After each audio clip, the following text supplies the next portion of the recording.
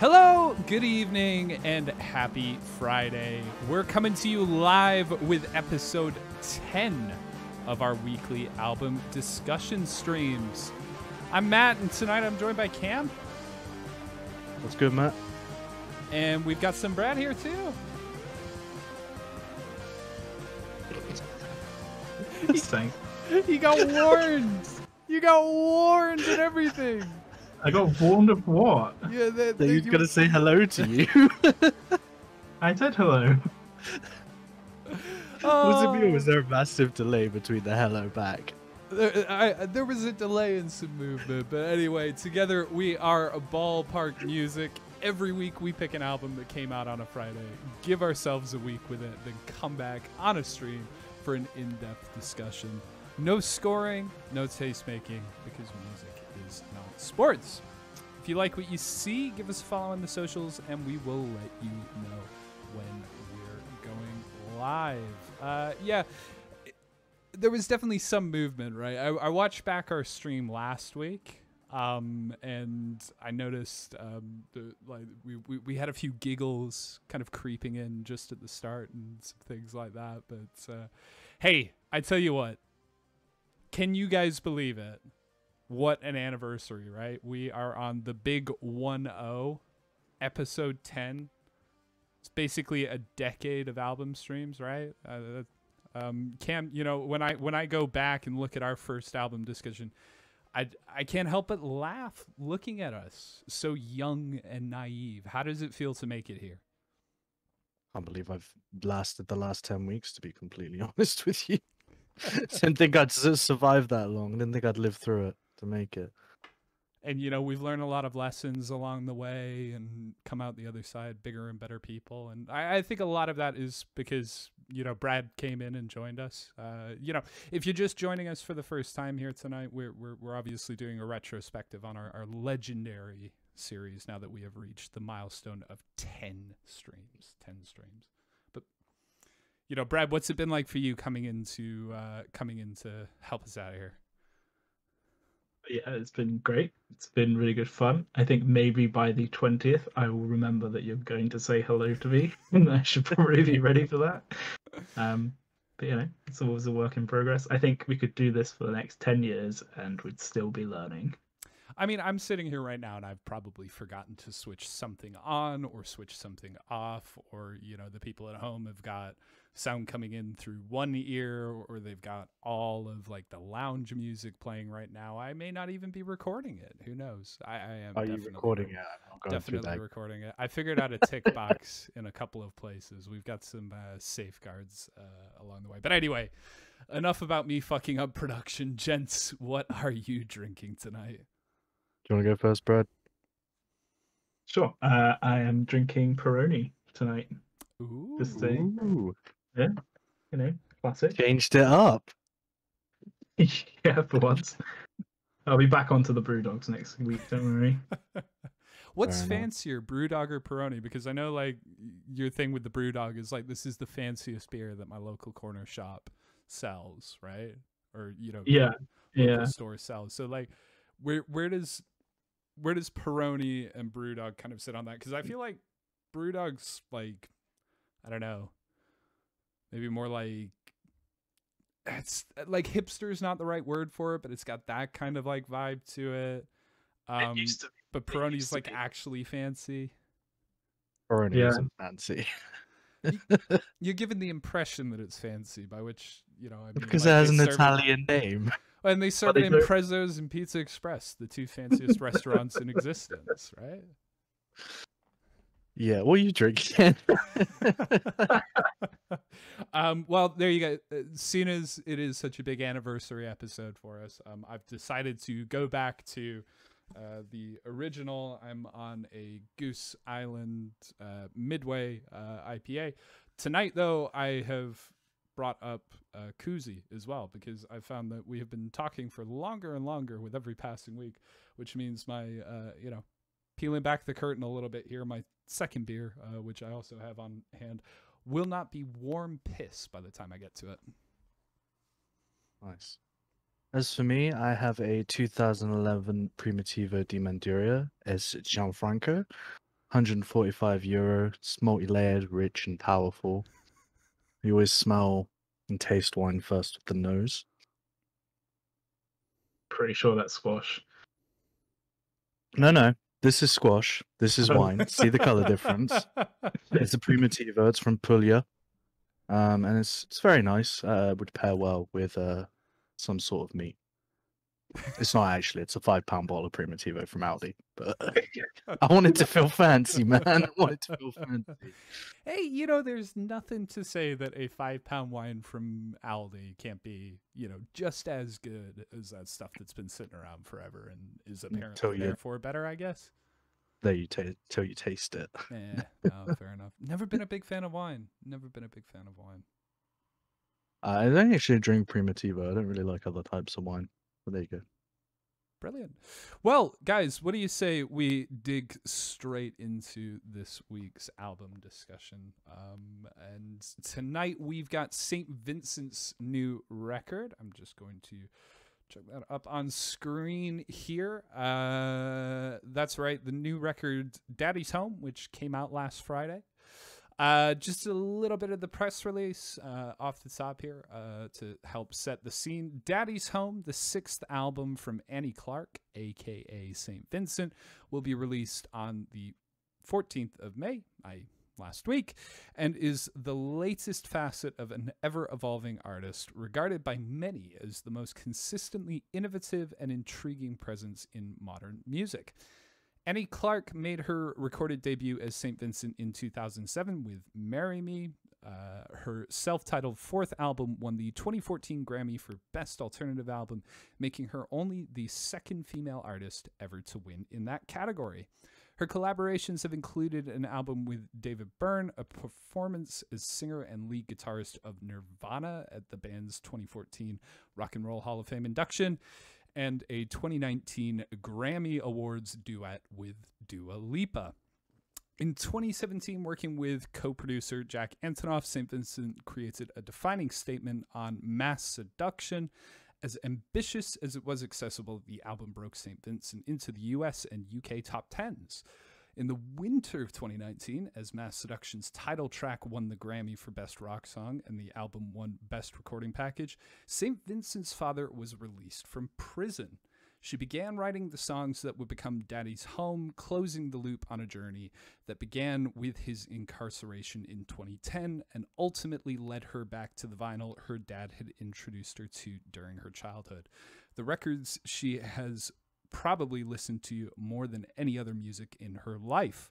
Music made in sepia-toned downtown New York from 1971 to 1975, gritty, grimy, sleazy. Daddy's Home is out on Loma Vista Recordings. The album was produced by Annie Clark and Jack Antonoff, recorded by Laura Sisk, mixed by Sean Riordan, and mistered by Chris Gehringer. So just enjoy my pronunciations. Did you say misted and not mastered? Did I say misted? Yeah. And misked. Misked? Oh no. Brad, I'm not lying, am I? I'm having a stroke.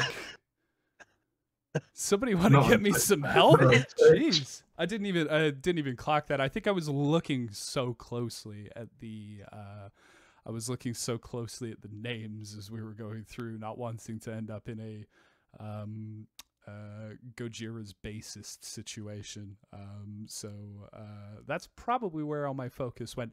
Indeed, it was recorded by Laura Sisk, mixed by Sean Riordan, and mastered by Chris Gehringer.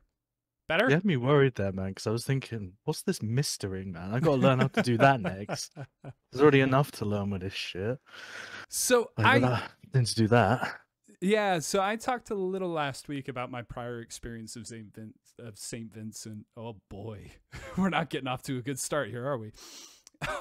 But honestly, it feels a little reductive for me to run back through that just after reading through that press release. So, especially in the way that I did. Brad, tell me, what do you know about St. Vincent? Only the things that you have just told me about St. Vincent. That is pretty much where my knowledge begins and ends. I had never heard of her before this at all. Ah, brilliant. And Cam? Uh, I definitely heard of St Vincent, not to be confused with the Caribbean island.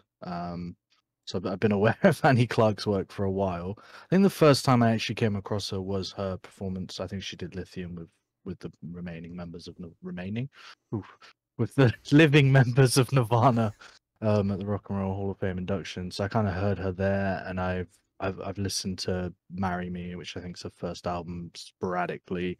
I listened to Mass Seduction. Wasn't a huge fan of that album, can't lie. I've heard singles sort of throughout the years, but she's always kind of passed me by to a certain degree. Anybody on this call Arrested Development fan? No, I'm trying to think which one that is. There's so many of those shows that are the same to me. There you go. So I guess nobody else is having the same reaction every time they hear "Marry Me" that I am. But yeah, I mean, let's roll back the clocks to May 2020. Then Giant Bomb presenter Abby Russell is starting up a new video series called Fortnite with St. Vincent, where she played Fortnite every week in the hopes of getting St. Vincent on for an episode after she heard Annie say on an Instagram live that she played a bit of Fortnite every now and then. Fast forward to October, and sure enough, St. Vincent hopped on, Switch in hand, for an hour of Fortnite action. She seemed great. Turns out she's a big fan of Breath of the Wild too, so well deserving of the certified gamer label. But that is, alas, my prior knowledge of St. Vincent to this point. I haven't knowingly come across her music before, so was very much looking forward to giving it a listen. It's given me an idea as well that we should probably start titling all of our videos like album discussion with Abby Russell, to see how long it takes to get her on the stream and, you know, get us a couple more viewers that way. But yeah, that's where I'm at with St. Vincent. Not listened to any St. Vincent She before did this week. She did an AMA this week, actually, Annie Clark, and she was sort of saying how she still plays Fallout, but she wants to move on to The Last of Us. So, you know, certified gamer there. Maybe we could get her on play some Rocket League with us, or Age. I could see her being well into Age. I'd say watch that Fortnite video and you'll figure out whether she'd be into that or not. But Apex? Quite possibly, yeah. Yeah. Apex with St. Vincent every week. See how long it takes. I just feel like, you know, the with St. Vincent one's been done now, so we should probably like pick another popular game and just attach another, you know, music person or pop culture figure or something to it, and just I've got an idea. Hear me out. What's the pirate game we used to play? Sea of Thieves, right? Okay, now just put Sea of Thieves with Gojira. Tell them that there's whales in it. There, you done. You got it. You got it on one. I'm still whiffing on this whale reference every week. I know it's a thing, but I don't know why. And I kind of feel like I want to keep it that way. Gojira whales. That's the way it goes, man. I thought you were going to suggest the sea shanty guy for a second then. Oh, the TikTok guy. No. Anyway, should we get into the track by track of Daddy's Home? And we kick off with Pay Your Way in Pain, a track that opens an album in a way that I haven't heard since I last listened to the Pretty Reckless's 2014 record, Going to Hell. Provocative noises aside, I did kind of initially think that I'd stumbled into a Eurythmics album for a hot second when it first started off. But Brad, what was your first impression? Yeah, you've definitely got some Eurythmics vibes going there. Nice synth sounds. I've mentioned before that I'm always a fan of a good synth. Skipping over the kind of the sexy sounds that we're like thrown into, you kind of get that like honky tonk piano, like a saloony vibe. It kind of gives it that grit, that kind of feeling of this is going to be kind of a gritty album. Like I said, I love the synth sound, lots of stabs. Kind of descends into like a very noisy kind of intro here. She's showing off her vocal chops, production wise, you get a kind of glimpse of some of like the effects we're going to be treated to throughout it. That's my first kind of impression on it. I mean, it's certainly an audible assault to kick off, right? I think much like when we listened to the Spirit of the Beehive album, I really quickly lose track of how many different instruments, or I suppose maybe more accurately noises, I'm hearing right off the bat on this track. And you know, similarly, I think to Entertainment Death, it's all pretty pleasant. It's noise that is overwhelming, but I never feel overwhelmed. Cam, what did you feel? I kind of felt like you got lured into a false sense of security with that kind of little piano opening that happens. Yeah. I actually, via watching something else that St Vincent was doing, fell on to her talking about this track, where she described that piano intro as when she asked the pianist to play something, she said, "Oh, pretend that you're at a beach and everything's going well and it's nice and sunny, but you're about to get attacked by a shark," which is a pretty accurate way to describe the nice piano into that kind of wild, kind of dirty, slow disco kind of thing that's going on. Really heavy synth bass, very Bowie-esque, but later Bowie, more 80s Bowie, which is kind of surprising because obviously this album's supposed to be 71, 75. Feels way more later than that to me, sort of maybe 77 to 83 kind of, era. I know we're picking at straws there, but that's that. I also think there was a very unusual off-kilter vocal melody, lots of like heavy filtering and fluttering going on. It's all a bit chaotic and it's a bit hard to follow. There's so much of it going on. But then I kind of really sat there and listened to it, and it's unusually stripped back for something that feels that chaotic. Like at its core, it's only got synths, drums, and vocals, but like quite sparingly used. And occasionally some guitar work, but it's quite amazing how much space it fills. Fills, even, not feels.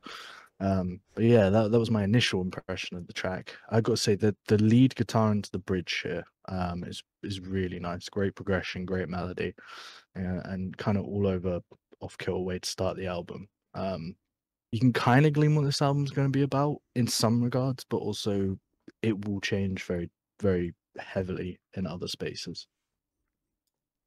Shout out, This Is Water. Thanks so much for joining us in chat once again tonight. Brad, sorry, cut you off there. You didn't cut me off. I was going to say, to do with the space, I mean, yeah, it somehow does feel quite spacious and sparse, but still chaotic, which is a really interesting dynamic. I think it's where you've got like little bits of synths kind of popping in here and there and then disappearing off into the ether again, and you're just left with that like solid core of the synth bass and the vocal. Jack Antonoff, I mean, the busiest man in music at the minute, by the sounds of it. I mean, this is like his fifth major record in the last year. So it doesn't surprise me that he's kind of going all out. I think this is the third Jack Antonoff album we've done on stream, to be honest with you. It was a name that I recognized. Was he the... Both Taylor Swift records from the last year, the Lana Del Rey record. He's got a Lord record coming out soon. Also, he's all over the place. And all very different sounding records as well, which is quite cool. I mean, obviously, all of them fit into the same sort of loose pop sphere, but they're all really different sounding artists. So, absolutely, props to him. But you know, Brett, I mean, you know, you said about the vocals there. I think the vocal performance was really what struck me about this being a good introduction to the album. We've got so many different vocal styles, I think, at play here. At points it feels like Clark is channeling anyone from like Freddie Mercury to Gwen Stefani to Prince in places. And the timing of the melody, I think you alluded to a little bit there. It's so intriguing.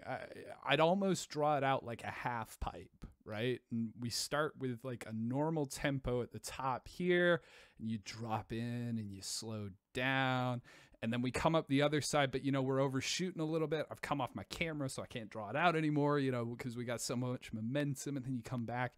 And the whole process starts again. And the backing vocals really add to that. There's some places where they're like half a beat behind, clearly very deliberately, or even entirely out of sync with each other. And you add in that liberal use of FX pretty much anywhere you like. It all adds to that very frenetic nature, I think, of the song to begin with. Yeah, I mean, the backing vocals are going to be a feature throughout the album. They're prominent here, but then they're more prominent in other places. And for me, I don't want to go into it too much now because I think there are stronger points to talk about it later on. But the dynamic shifts in terms of what Brad was saying, where things drop in and out, where things slow down and speed up, make this album what it is in so many ways. It probably more than any melody on it, probably more than any kind of vibe you get from it, probably more than anything else, basically. Yeah, hold your horses on that one. I mean, nevertheless, it's consistent. Whole song, as you say, bright, clean, crisp, clear, and feels to me like HD audio that is constantly reminding you that for all the madness, there is one cohesive piece of music here that I think you're listening to. But anyway, we move on to the second track, and through that, Fog and Flames. Yep, Down and Out Downtown fades in, bringing with it groovy bass and bongos. Cam, what you thinking?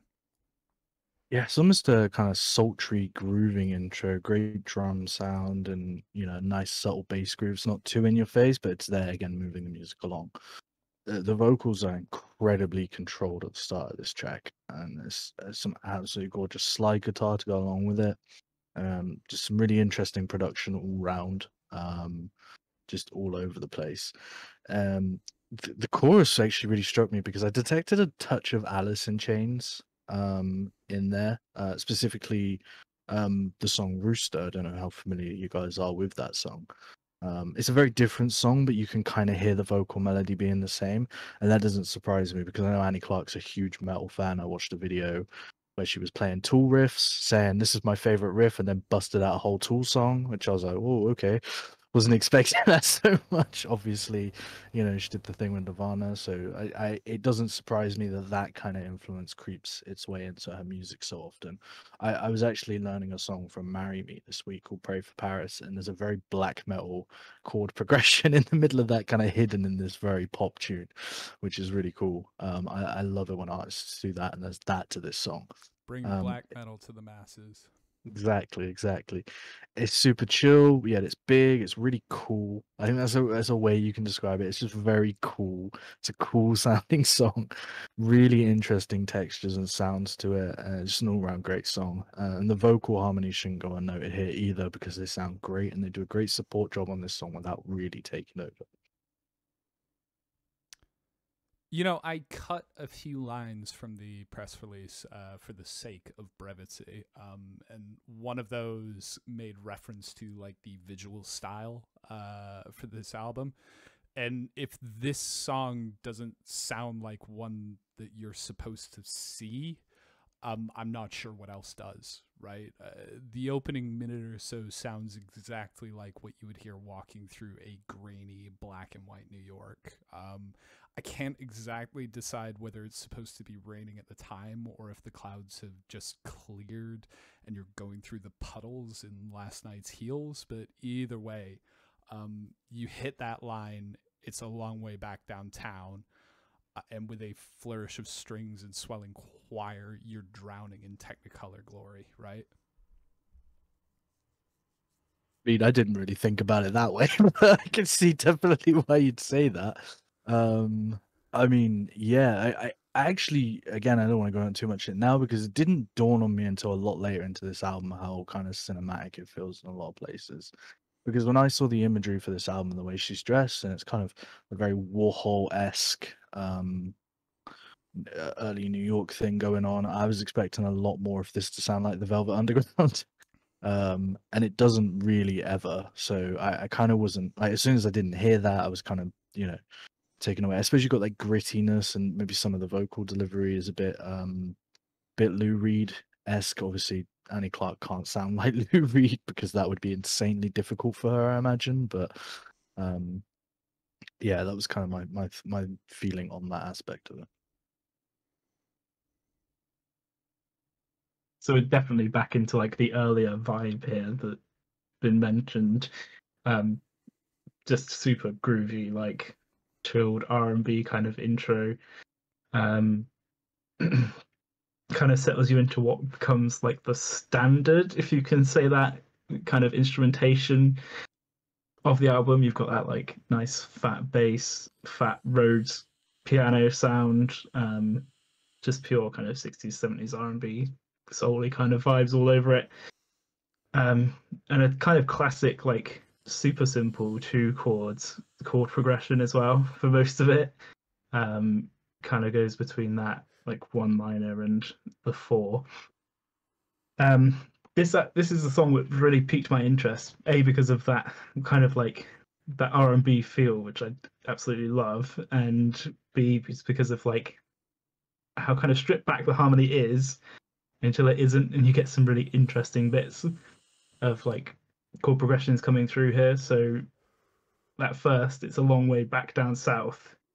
You've got that kind of descending bass line going through like E, D sharp, D, A, G sharp. It's kind of just like a really nice jazzy chord progression, implying some like cool tritone stuff here. Then that comes back again, like the second time round, but it's different slightly. And it never quite does what you expect it to do. So the second time, it kind of does the whole turnaround, the whole chord progression. You feel like it's going to lead you back to like the key center that we were in, which is that like that G sharp. But you end up going to you end up in that kind of C sharp major vibe there. So like you've got the B section, which is the relative major of the A section in the minor. Again, you've got the same two chords, but the key center's changed here totally. And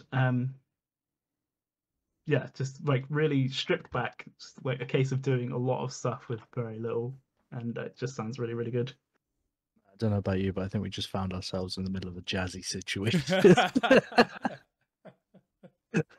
I saw you kind of nodding, and I was like, okay, wrap this. No. No. I was really really good. interested in that, to be honest with you, because I didn't glean from this on the kind of listens I went through that it was a simple chord progression, and I think that's a masterclass in songwriting, how you can take two chords and make it sound as big and as sort of progressive as this, because it didn't on surface level listens that does not come through. I don't think.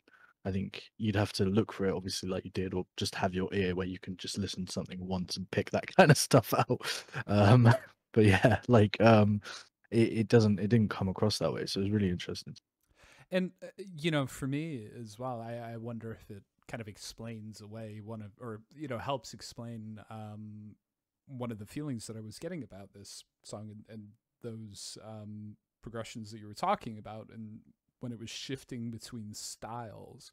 What really impressed me was that you are getting those distinct different styles coming through, and there's a very short transition between them, but it's something that I think in other places would feel very jarring.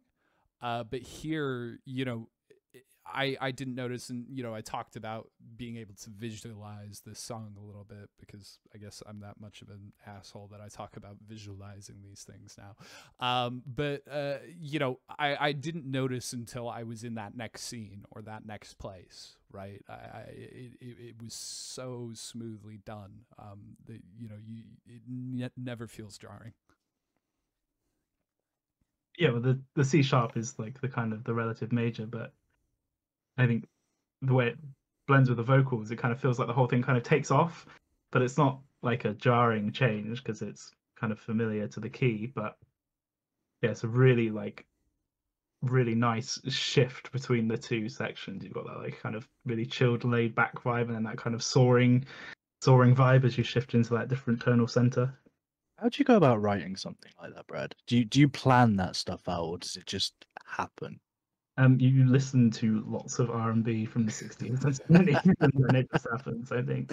Okay, so it's an influence thing rather than she sat there kind of thought, okay, well, I'm going to do this here, I'm going to do that there. Yeah, well, that chord progression, that like 1 to 4, is just like it's everywhere. It's like a classic chord progression. The rundowns and things like bass lines that I was saying, it's just like they are like kind of classic. They just do some really nice unexpected stuff, and it does kind of make sense to go shift to the relative major for the chorus, to kind of take it off and push it in a more soaring direction. Going back to the Fortnite video, which is something that I want to say on every album discussion stream from here on out. You do get the impression when she was talking about her writing process and everything like that. She is very meticulous. Very much described herself as one of these musicians that will listen to every single piece of something to death, every single minute, minuscule detail. Until she can't listen to her own music anymore once she's out the other side of the studio. I think described other artists or musicians who do so as just completely crazy. We've alluded to it a little bit already, but St. Vincent's music exudes New York, and lyrically this song is no different, right? There's references to bodega roses, which will come back in later, and the gospel choir-esque sound that you're getting is very pleasant, and we mentioned it on the last song, but it's a running theme throughout the album, and something that's very enjoyable. What I found a little less enjoyable on this track was the liberal sort of use of some vocal effects. It started to grate a little bit, doesn't gel too well with me, but I do respect how consistently inconsistent it is, I think, on a lot of these songs. Thank you. This is Water in chat. I think in reference to Brad saying, I think we were all looking a little bit confused talking through that stuff, but I think hopefully you sent that message right at the start, and then we worked back through that after that. So this is what I love about these streams. We can get into some real detail here that, and talk about songwriting process and things in a way that I just could never imagine. So let's move on to the titular Daddy's Home. As mentioned off the top, this album was written at the same time as Clark's father was being released from prison after doing some time for wire fraud. On the surface, at least, this track seems to be the clearest sort of lyrical representation of that moment on the album. The opening line, I sign autographs in the visitation room, is, I think, just such a fantastic example of communicating wild juxtaposition in 7 words or less. And I think I'm going to be talking a lot about the vocals tonight on this stream. You really do get some of the smoothest, silkiest delivery of the album on this track. Inmate 502, that line, when that crops up, it just drips in appeal. And every time I hear it, I imagine it being sung, like very close distance into a vintage microphone. Or indeed, my hyperactive brain sometimes gets occupied elsewhere, and it tries to do its best to translate it into Prisoner 24601 instead, straight out the mouth of Russell Crowe. So Brad, help me out here before I get too lost. Where do you go from there? There definitely are some, as you say, silky smooth kind of deliveries here. There are definitely some bits that aren't silky smooth as well, some nice kind of contrasting bits. It's another laid back kind of lots of vibe on this song, I would say. It's like that lilty rhythm. It's super lazy, super chilled. You've got some real sparse kind of drums coming in here. Interestingly, obviously, like a reference to her earlier upbringings, and like it happens a few times in the album, but drums are panned like hard right at the intro. Obviously, like these days, it's a lot more common to go for a kind of center panning on your drums, you know, kick and snare like straight down the middle. If you go back to some kind of albums from the 60s and things, you do get some like what would now be considered kind of strange panning choices. So I think she's kind of harkening back to that there. It does all center up again. Yeah, it's like, how can we not say anything about the screams? How can we not say anything about the screams, you know? It kind of reminds me of the chaos of the first song a bit. It's just kind of like some stabs coming through there really like take you off guard compared to the kind of chilled vibe of the rest of the song, really. Really cuts through that idyllic surrounding that you've got, doesn't it? It's a howling shriek, I think, was the closest that I could get to communicating it. I just want to go back to the first line of this song because I think it's the best lyric on the album, and I think it's one of the best lyrics I've heard for a long time. That I sign autographs in the visitation room, kind of so much imagery being brought up there, like what you said about kind of the juxtaposition between the two kind of positions in her life, but also it's very telling that she was going through this period of going through fame whilst also having a parent in prison. Those two things on their own are very rare, but to go through those two things at the same time must be astronomically rare. And to paint it all into that one line, I think it's just absolutely glorious lyric writing. It really is. And on top of that, you've got that, like Brad said, that kind of lilty, almost crooning kind of jazz delivery, that very old school thing going on there that you don't hear very often anymore. You don't hear an artist brave enough to go that slowly, to be that lazy, to be that kind of not immediately catchy. But it's just all there, and it's absolutely supreme. The melody of the verse is great. The transitions into different sections of the song are absolutely incredible.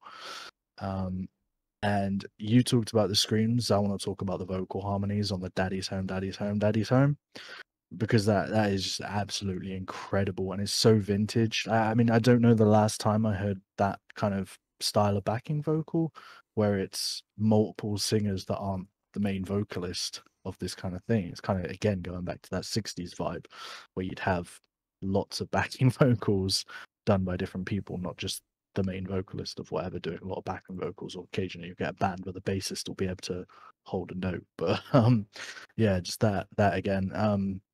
The guitar is a standout here for me as well. Just some really interesting progressions and lead parts.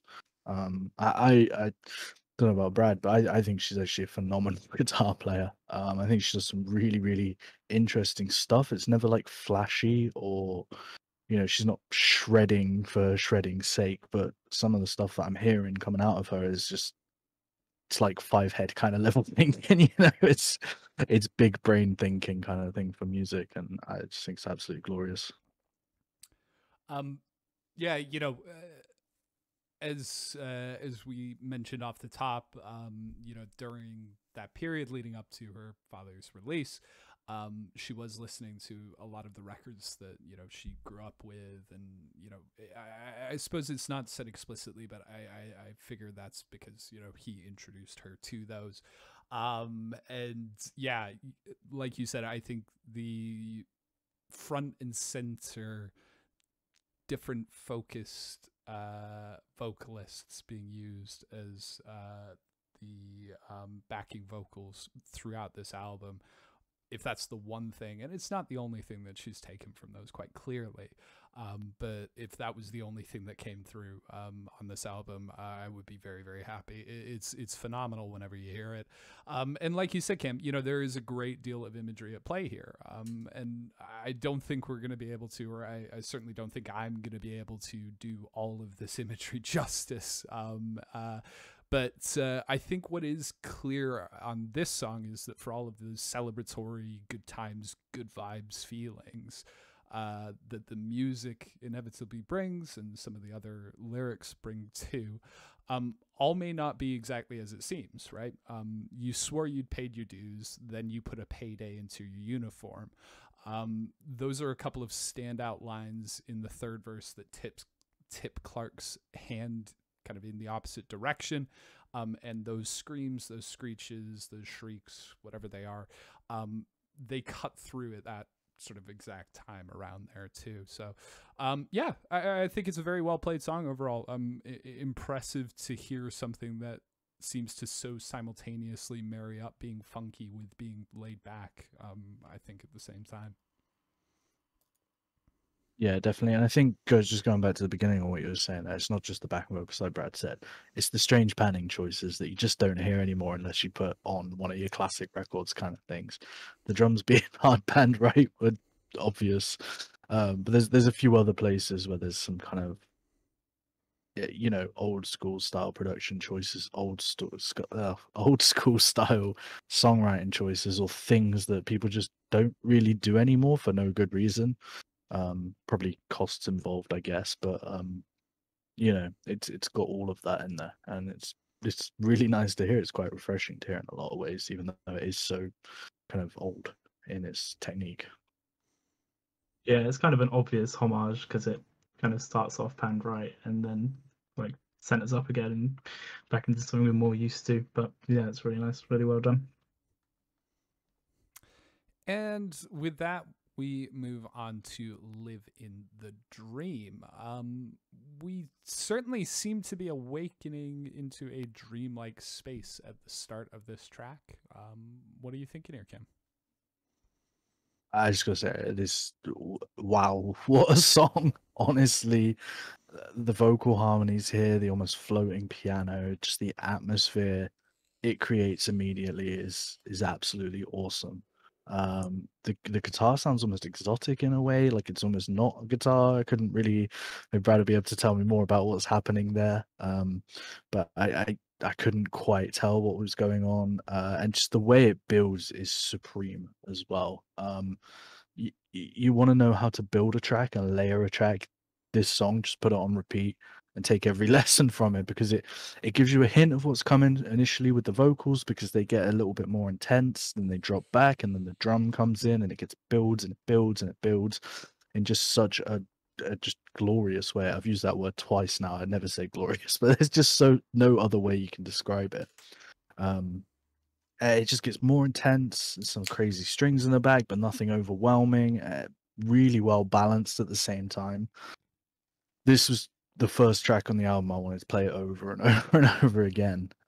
Phenomenal songwriting, and that's before we even touch on the lyrics and the sort of storytelling that's going on here, which feel almost parable-like.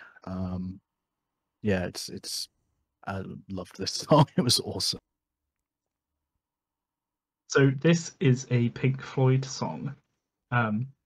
It's literally a Pink Floyd song, like almost note for note.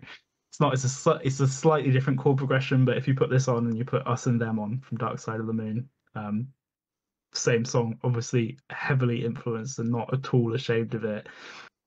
And again, it's really well done. You've got that kind of the floaty, spacey guitars in even like the main guitar lick sounds pretty much note for note. But yeah, like I say, it's so well done. Great use of dynamics like throughout this. The builds are incredible. Like it can go the way it starts so soft, and compared to how loud it gets, you don't think that would be possible. There's such a huge dynamic range here, and I think that's done through like not just volume but texture. It feels like really, it feels analog. It feels like you shouldn't be able to push kind of digital that much, but when it does start to kind of break up and get into that like super loud vibe, it sounds really warm, really fat. It's really great sound.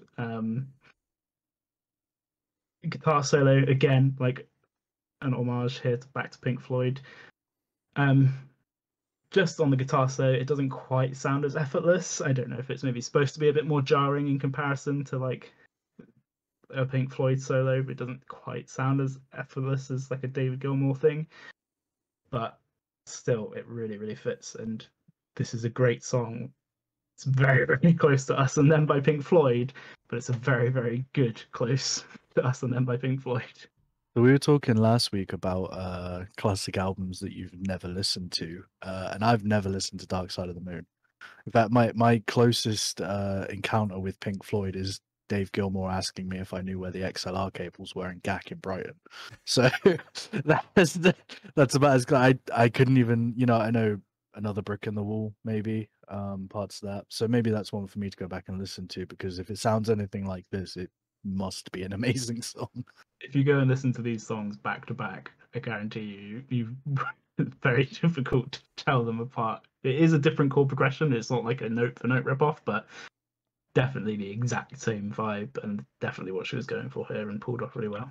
It's really interesting as well, because this isn't the track, is it, where you get the very explicit Pink Floyd reference in the lyrics and in the intro as well. So it comes in the next song. Next song, yeah. right? Yeah. I've not like skipped ahead. I'm not looking at my notes for the next song. We'll talk about the melting of the sun in a second, but yeah, that's really interesting. I mean, Cam, I'm in the same place here. I think I have listened to Dark Side of the Moon before, but not listened to a great deal of Pink Floyd. That was fantastic synchronized drinking, lads. I'm so happy I got a second monitor so I can actually look you directly in the playback there. But that was wonderful. I can't wait for you to see that on playback. That's both us not listening to you and just drinking. Or drinking before you ask us something. Well, look, I mean, I tell you what, Living the Dream, it's the longest track on the album by quite some margin. I don't know, the way that both of you guys have spoken about it there makes me want to go back and listen to it, because I wasn't the biggest fan, right? I wrote down that, it's 6 minutes. I'm not really sure for me how much was happening that I could go back to that was really sinking its hooks into me. You've said that you both talked about the solo. I mean, the solo is probably the closest point for me that I would say to something that really kind of grabbed me here. And Brad is, and I think both of you actually have spoken about the guitar sound. I'm kind of with you there that it's a sound that sits, I think, very well on this album, but it manages to feel like out of place on this specific track. It's almost like being transported through a bit of a time warp. Yeah, I've not had the same reaction, I would say. And this is concerning me now that our tastes are moving slowly but surely further away.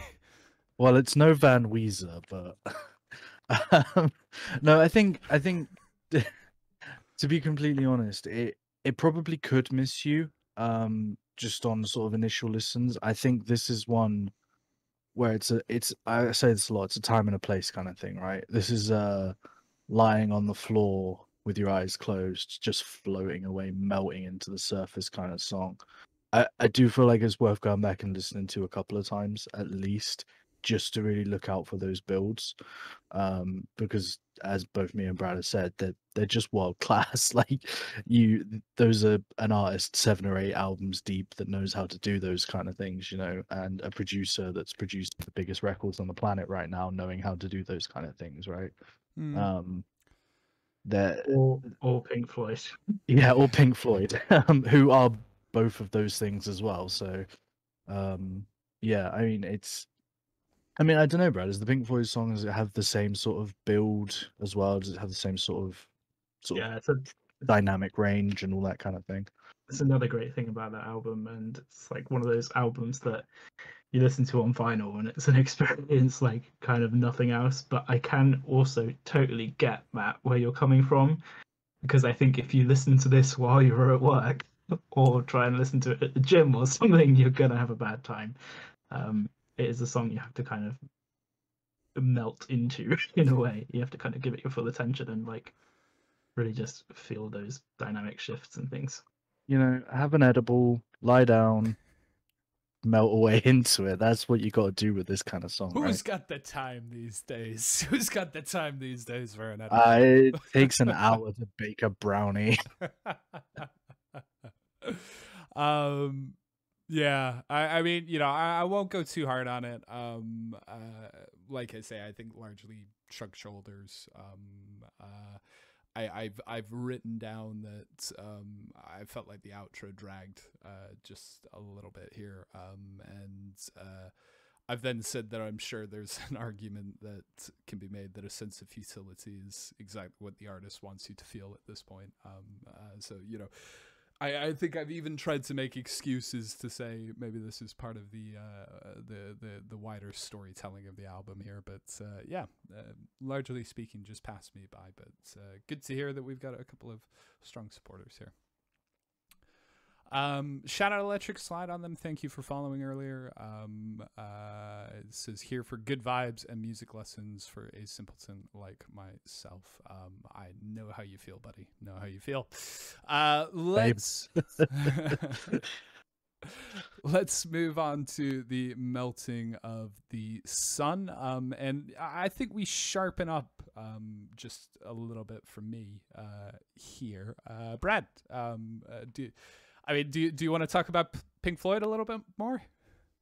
No, I think I'm done. Other than the very obvious reference, Dark Side of the Moon, Us and Them is on Dark Side of the Moon, and Us and Them is the song we've pretty much just listened to.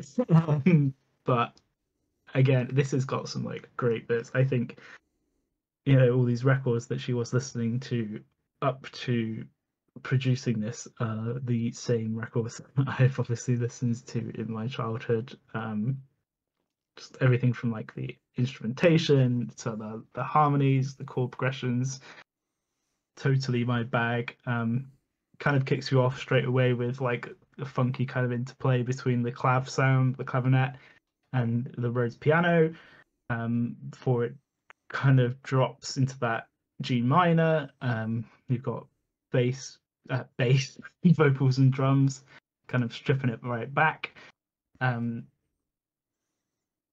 Yeah, the sitar guitar kind of sound, which we've heard come through a few times, sounds kind of sitar-y. I was looking it up. There is actually an instrument like electric sitar, which is kind of some kind of hybrid between the two. So I guess it's probably something along those lines.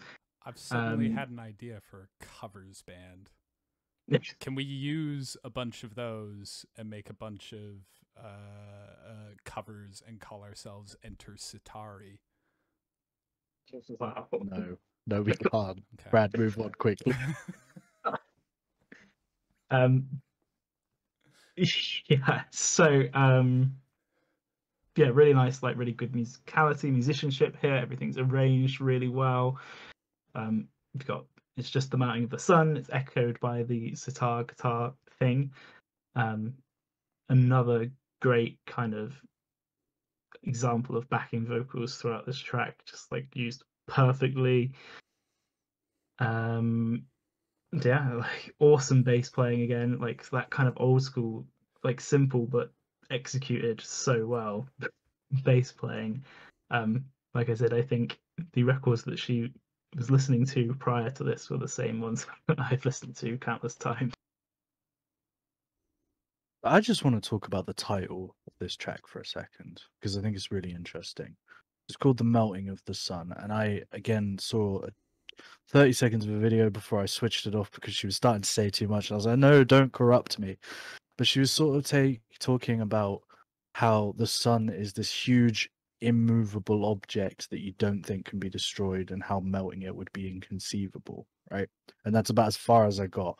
But then I started to look at the lyrics of this song, and she's talking about Tori Amos talking about sexual assault and kind of being laughed at out of the industry for it, and you know all the things that the likes of Joni Mitchell had to go through in the 70s, being a woman in music, that classic, you know, what's it like to be a woman in music question. And you start to really sort of think about what's happened over the last few years, and you start to make these kind of cross connections between the melting of the sun and her seeing it as this kind of immovable object, and the music industry itself, or other industries, or other big titans and things like that, and how you kind of melt those down, and all of the kind of movement you've gone through there. I think it's lyrically superb. Second album again, featuring Jack Antonoff, that we've had a Joni Mitchell reference on. So it's obviously in vogue this year, but I just think, without talking anything else that Brad spoke about, the absolutely incredible sounds of this song, the melody, the instrumentation, all of that stuff, just lyrically, this is a masterclass for me. I just want to touch on the production as well, because there's a bit towards the end of the solo where everything drops out and it drops back into the regular track, and it's just so well done. It's like, if I tried to do that in my production, there would be hangovers, there would be crossover. It wouldn't sound as clean as this does. It's absolutely incredible how you get that kind of that drop, that perfect drop, without it being messy in any way. It's really catchy, and just the harmonies again are absolutely superb.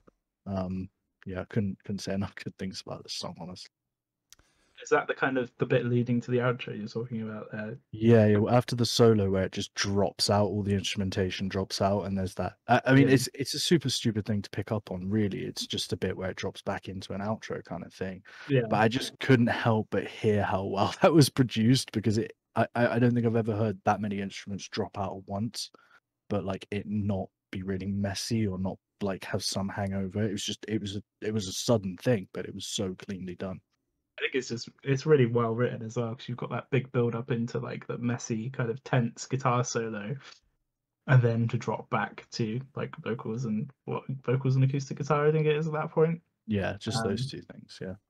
before the drums and the bass kind of kick off, like getting a bit madder again, and then like finally you've got that kind of like anti build into the last, like say the same similar melody and similar chord progression to the chorus, but the bit that takes us out. Yeah, it's just really, really well written. Yeah, Kim, I'm going to try not to, I think, cover a lot of the same ground that you have there. But, that other Jack Antonoff produced record, which we spoke about before, and I'm glad you mentioned that off the top, because I was like, I know I recognize this guy's name. I know I do. I think there were a lot of moments throughout this album that brought me back to our Lana Del Rey discussion from week 2, for a lot of reasons. Vocally, I think you can make comparisons in places on this track. If I'm being honest, I think coming into this album knowing nothing about St. Vincent's music, I thought that would be a comparison that I was making in a lot more places. But really, I think that there aren't as many direct lines that you can draw in terms of vocal sound between her and Lana Del Rey on the majority of tracks. Lyrically, though, you can, as you've already mentioned, make some solid, bold, big black lines between this and some of the tracks on Chemtrails Over the Country Club. And This Is Water has alluded to it in chat as well. It's drawing on the experiences of strong women who have remained righteous in the face of discrimination and attempts to silence them by entertainment industry that continues to profit off their talents, and once it's tried to discredit them, the Joni Mitchell references, the Marilyn Monroe references, Tori Amos. My favorite line, quite possibly on the entire album, is when she channels proud Nina Simone singing Mississippi Good Goddamn.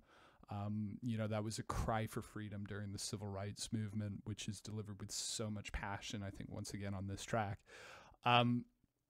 Look, very similarly to when we were having this discussion last time around, I feel maybe even a slight pinch of shame that we are 3 white dudes sitting here discussing them right now. We're not exactly the most representative bunch, but what I think I can say is that we are all so often in awe of powerful women, and I remain in awe of this particular song.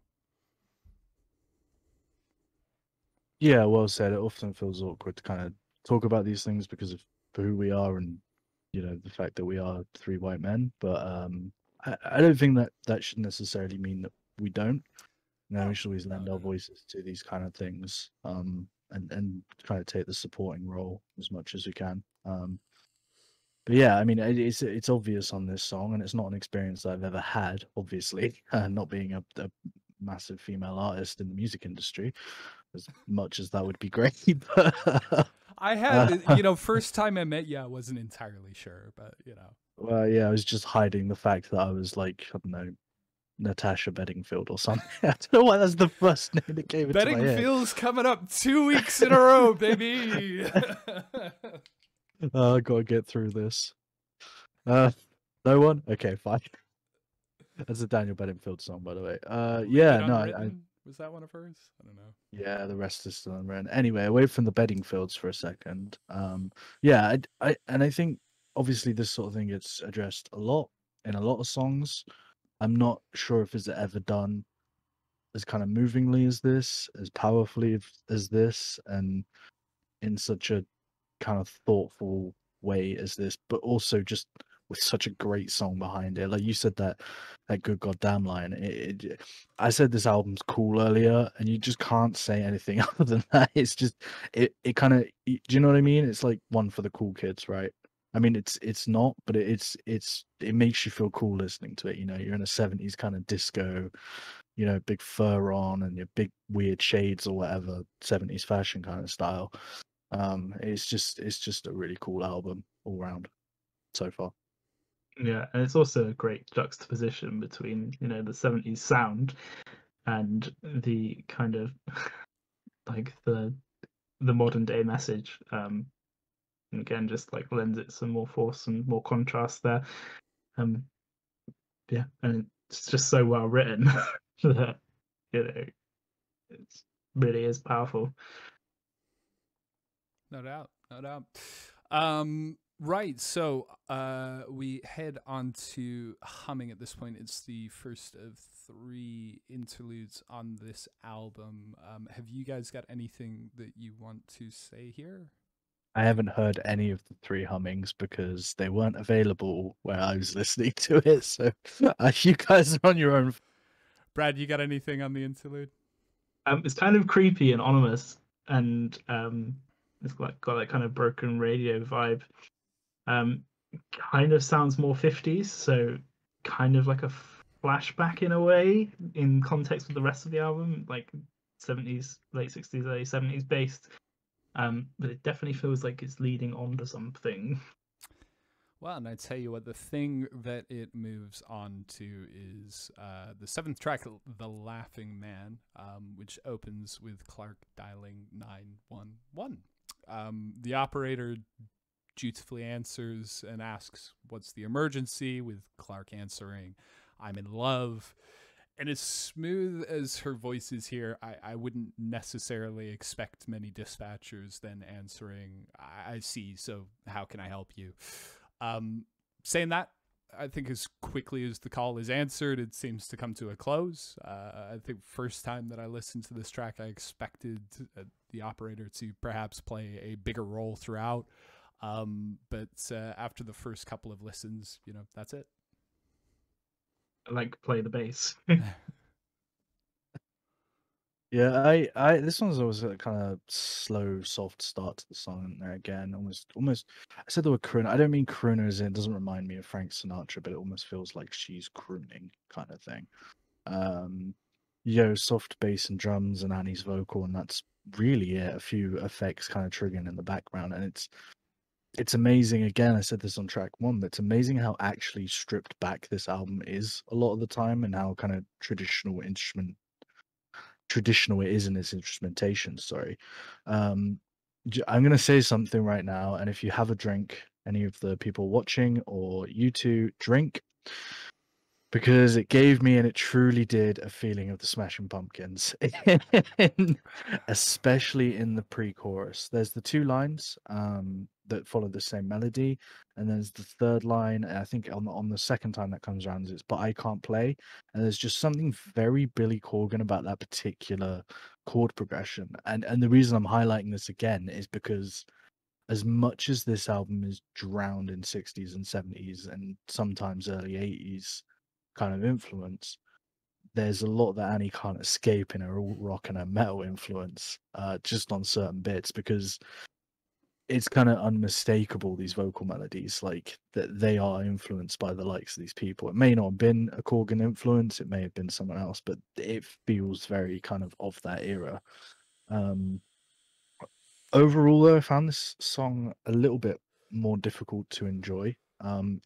It's really, really slow. I think it's the thing about it, and it's not that catchy and it's not that atmospheric. So in the end, it feels kind of stodgy. It feels like it's kind of stuck and doesn't really have a purpose. I think that's my biggest complaint about it. I don't know if on more repeated listens it would feel less like that. It would have more atmosphere. It'd have more catchiness, but it just kind of falls somewhere in the middle of all of those things for me.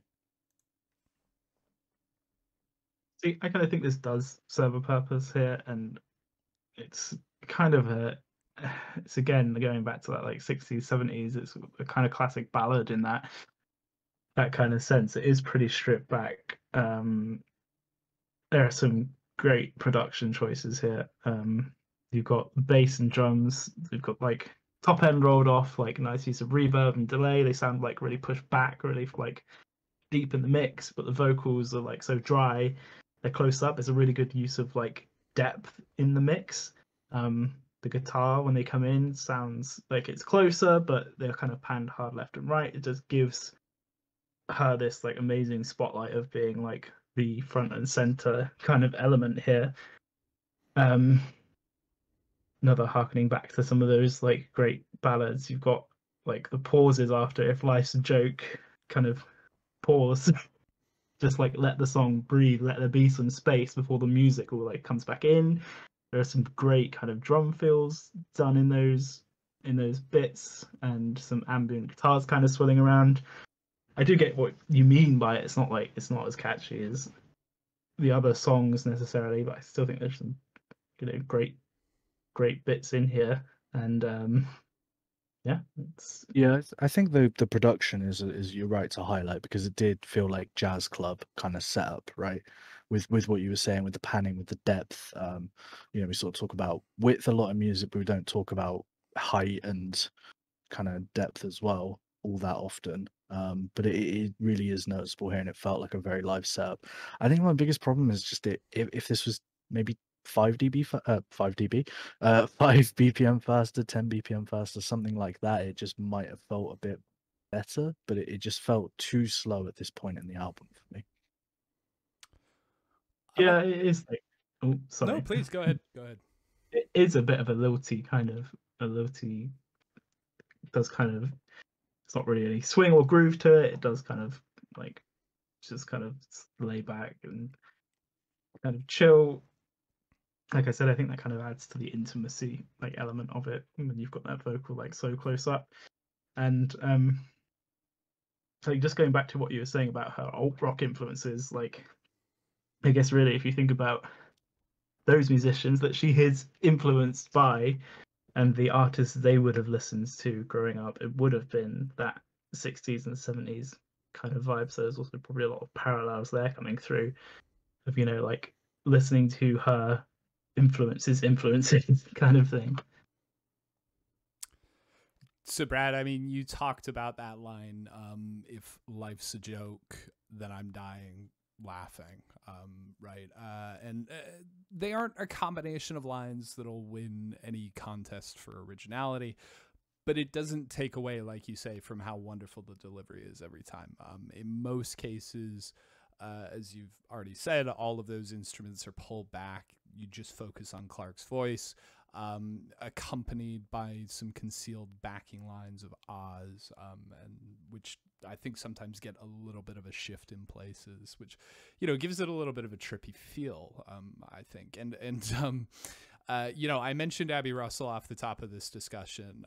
I saw a couple of tweets from her on the day that this album released, right? So the first one read, "St. Vincent's new album is so good I could cry," right? The next tweet came less than an hour later, and it simply read, You guys ever listen to music after smoking weed? Holy shit. Now this tongue-in-cheek style is very much a trademark of her comedy. But this is certainly, I think, the point for me in the album where I kind of went like, okay, yeah, no, I can make a connection to that tweet now. And, you know, we've spoken a little bit about some psychedelic elements. But, you know, this track is where they really starts to come to the fore for me. It's dreamy whilst utilizing the odd moment of clumsy discord, which really helps accentuate the moments of content, right? Like, you know, that little bit of a shift on the ahs, and a couple of other places. And it's all set against, you know, that production, which you've both talked about being so crisp and clear and wonderful. So, you know, I think that's well done sonically, as it were. This is Water says that this song is actually dedicated to a friend who died. So that may be where some of the lyrical aspects are coming through. Didn't actually come. I mean, I again tried to, when I go on the Genius page, try and avoid the annotations, and I did notice that this week a lot of them were done by Annie Clark herself, so I was trying to avoid them extra hard. But yeah, I didn't pick up on the kind of this was about a friend dying or anything like that. It felt, I don't know, it didn't feel like the right vibe for that kind of song, you know. I don't know. Strange one. So, why don't we move on to Down? And my first note on Down just says bleep, bleep, bloop. So, Cam, can you help me make sense of this track? I can't help you make sense of bleep, bleep, bloop. Please. This is a funky song, man. This is really grooving, especially the interplay between like the bass and the vocal cadence and delivery on it. Again, vocal harmonies are absolutely incredible. And the chorus is one of the highlights on the album for me. You know, vocal harmony wise, the way it builds into it, it's huge, and then you've got that really funky synth coming out of it. It's yeah, really, really nicely done. I think we've talked about it a lot, but I mean, you just have to say that Annie Clark is an expert songwriter. Whether her music is the catchiest or necessarily you want to listen to it every day is a completely different thing. But from a kind of artistry point of view and a songwriting point of view, there's no denying that she is, you know, at the very top of her game and is worth paying attention to for that alone. And again, I gotta say it again, I love her style of guitar playing. It's quirky. She's just doing stuff that I've not come across in too many other guitar players, and I don't know if that's because I'm not as familiar with these genres. Maybe Brad will help me, send me a few guitar players that play this way a bit more. But yeah, I think she sounds really unique, which is hard to do in 2021 with an instrument that's been around for, you know, as long as it has. Yeah, there are definitely like vibes of the guitar's work here that's like kind of, again, like in homage to those artists of the past. I've not really listened to, like I said earlier, this is kind of my first exposure, so I don't know what her guitar playing is usually like. I imagine it's somewhat different, Cam. It can be, but she's never shy to bring in those kind of, like I was saying earlier, if you listen to the song Paris is Burning, there's a kind of bridge in that if you fuzzed it up and tremolo picked it, you could drop it into a black metal song, no problem. So she's never afraid of doing things that are a little bit quirky out of the box for the genre that she's playing in, which I think is more what's standing out to me here. There's no doubt that she's a phenomenally technical guitar player as well. You know, to levels that I can I can only dream of, kind of thing. But the thing I really appreciate her, and as much as I love the likes of Alexi Laiho, is she doesn't really feel the need to sort of do that kind of thing all the time. She's comfortable just riffing a Tool song from memory, but equally she doesn't feel the need to. She always serves the song, which it's something I always really like about a musician. Yeah, I think I have heard guitar stuff like this before, and in the similar kind of setting. I think the fact that I've not really been paying a huge amount of attention to it is kind of in a way a good thing, because in that kind of soul R&B vibe, you don't want to be drawn so much to the guitar as you are in like the kind of rock music that we listen to. It's not a guitar led thing, so the guitar is there to kind of complement, to kind of build. All the guitar parts sound great. They sound like super authentic. They do sound really good. But on this specifically, you just want to kind of mention how awesome the keys are, like through this album. Like super super funky keys. It's almost giving me like Stevie Wonder kind of vibes, like that level of just like sheer like funk. You've got like super funky syncopated sixteenths. I think there's some Bit Crusher coming through on one of the synths. Always got to shout out Bit Crusher. They make them dusty. Dusty synths. Yeah, man. And again, throughout this song, it's another great use of dynamics. It drops into that chorus, which is just like phenomenal. I think this is the standout track on the album for me, just because of like the groove and that chorus, how big it is. For the most part, like the A sections, again, 2 chords, like super simple, but loads of like bits fitting in, like adding interest. Again, he's just really working. I like the kind of contrast between the first and the second verse. Vocal phrasing and melody is similar, but similar enough that it's still the verse, but the second verse is kind of like hyped up. There's less breaks in there. It's more of like quick delivery. Just a really nice, interesting kind of way to make the second verse more interesting, which we know is difficult. Kind of floats around that Dorian vibe, like again back to like the old school R&B kind of sound. I really, really, really enjoyed this song just because of the groove, I think, more than anything. There's a temptation, I think, for me to make a George W. Bush reference around the opening lines of this track, the hit me once, fool me once, etc., etc. But I think not least because Brad has said so many nice and thoughtful things about this song, I will try to exercise some restraint here for the first time in my life. But, on the other hand, this does feel... this does do the line.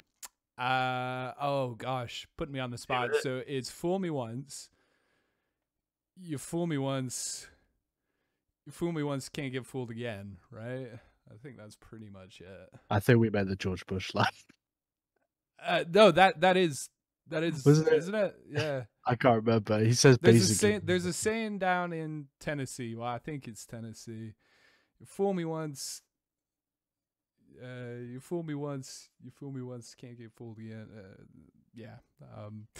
But yeah, like I'm saying, the St. Vincent feels unchained here. Whereas I was trying to be restrained before you pushed me. I give in very easily to peer pressure, which will help out when we're talking about a product, I think, later on in this album. But it shows to me that I think the album to this point, she has been relatively restrained. She hasn't sort of let loose in the same way that she has on this track. Backing vocals once again utterly on point. I love how much feature and focus they get, and we've spoken about that already a little bit tonight. It just makes the songs for me. I think without the clear focus on the backing, a lot of the melodies at play here wouldn't necessarily hold my focus on their own.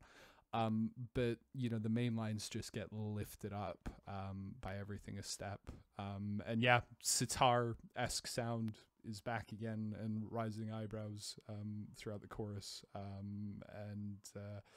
Yeah, I mean, melding that specific tone as she does so successfully throughout the album with funky, groovy inspirations is a bold move, but one that I think pays off. So we're back to another interlude, another humming here. Brad, have you put down any notes for that? No, less than Cameron, I think. It's kind of a continuation on the same theme, though, as far as I remember. It still feels like it's building up to something. I did also kind of listen to all these 3 interludes back to back to see if there was something I was missing, and I don't know if I have missed something, but I'm kind of with you. We'll mention the next one in passing as well, I'm sure. But I was convinced I needed to be listening to them backwards or something else like that as well, just to figure out. Speaking of which, I think just a few minutes before we go live, just to distract a little bit for a second, Creeper did post a video on their Twitter feed, which I feel like really should be played backwards to figure out what they're doing. They're quite clearly setting up another ARG for a new album or something like that, and I'm kind of like less bothered by all of that faff now. Yeah, just tell us about the album, Creeper. Yeah. Come on, we're over this now. Like, I'm not phoning up any phone lines to find out where James Scythe is or whatever his name is. Just tell me where the album is. I'm glad you guys are kind of nonplussed by the humming, because I was really worried that I was missing a Fortitude into the chant moment. But for those of you that watched our Gajira stream will know what I'm talking about. But yeah, I'm kind of glad that you were a bit nonplussed about that. And for those of you that didn't listen to our Gojira Fortitudes stream, do yourselves a favor, and if you don't listen to the entirety of that album, go and listen to the Fortitude interlude into the chant. But hey, look, we're back on St. Vincent here, and we will, rather than talk about the interlude, we will talk about Somebody Like Me. And Brad, why don't you start us off here? Yeah, so Someone Like Me, it starts with that really cool chord progression. Something that kind of caught me immediately. Again, it's very reminiscent of like pop stuff from the late 60s, early 70s. I would describe this chord progression probably as never ending. It feels like.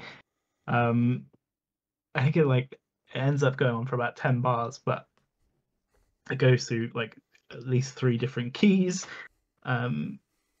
It's the main kind of focus of the song, and I really, really just like the vibe of it. Nowhere really kind of feels like home until you get to that like G sharp, the kind of root. Like I said, it's just really good voice leading, like going through the different keys and taking you back home. And the way it kind of works with the vocal melodies is just like really, really nice. I love the drums on this too. The pedal steel here, or lap steel, is pedal or lap steel, really standout feature. And it ends with that like kind of long winding fade out. And again, that's another kind of thing that we kind of miss out on these days. Like, bring back the fade out outro. When was the last time you heard that? We share a friend that says that fade outs are lazy, so I don't think he'd be a fan of it. I just want to say, right, you said something about you never really know where the home is, and I'm going to make a point about Kansas. So an unexpected Wizard of Oz reference here. But no, do you know the band? Do you know the band Kansas? I'm sure Brad, you must. My wayward son. Are you guys familiar with the song Dust in the Wind, other than the Bill and Ted reference? I mean, largely speaking, my Kansas knowledge is Carry On My Wayward Son. Matt has sung my Kansas knowledge. Right. Go back and listen to Dust in the Wind, because it's a gorgeous guitar progression, and it's very similar to it's different sounding, but it feels very reminiscent of this kind of thing. Absolutely incredible guitar tone.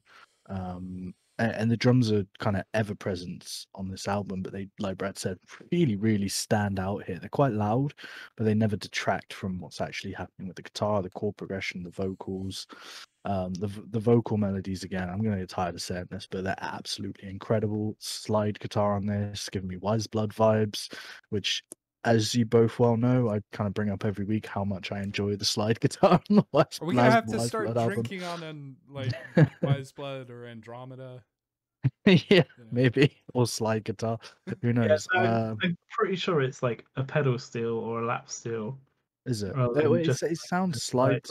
guitar. But it is played with a slide, but instead Yeah. of like obviously it's like played. Yeah, It's yeah. it's like a coffee table with strings. Right. For those of us that can't tell the difference between those two instruments, it's a slide guitar. But yeah, I mean, it sounds absolutely phenomenal. Whatever it is, if it's a lap steel or if it's a pedal steel, it sounds phenomenal. The structure's really simple here, but it's really effective, and the dynamic choices again we've been talking about through this album. With the drums dropping in and out at certain points, just really give this track movement where it doesn't really deserve to have that much movement because it's kind of this kind of fiddly guitar track, right?